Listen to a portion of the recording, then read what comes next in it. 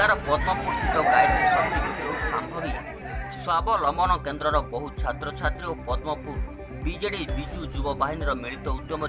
वृक्षरोपण कार्यक्रम और परिवेश सुरक्षा सचेतनता वार्ता कार्यक्रम अनुष्ठित हो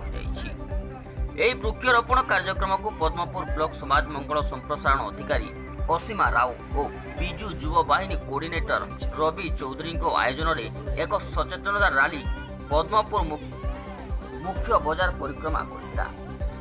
बहु संख्यक छात्र छात्री तथा युवगोष्ठी मिलित भाव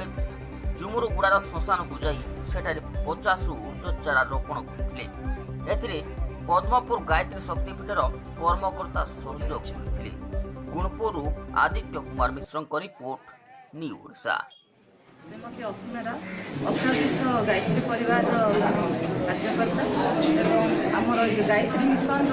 सप्तशती कार्यक्रम भितर पर्यावरण व वृक्षरोपण हूँ गोटे अन्य अंग यही कार्यक्रम को आगे नेवाई वृक्षरोपण आज सब समाज बड़ आह्वान एवं सचेतनता समाज सचेतनता सृष्टि करने आम विजु युवा बाहिनी और अखिल विश्व गायत्री परिवार मिलित उद्योग प्राय 100 ରୁ ऊर्ध्व युवक भाई आम सांभवी केन्द्र भाई भौणी मैंने तथा विद्युत युवा भाई मैंने और गायत्री मिशन कार्यकर्ता धरी पाखापाखि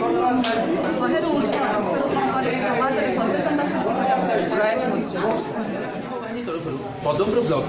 गायत्री मंदिर में वृक्षरोपण कार्यक्रम अनुष्ठित मुख्य विशेषता हूँ वृक्ष ही जीवन वृक्ष बिना किसी भी मानी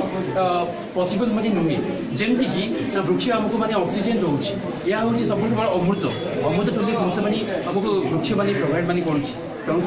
आम वृक्षर उपकारिता माने कौन और वृक्ष माध्यम कौन कौन सब उपकार मैंने पाई एवं मालिकेश्वर मंदिर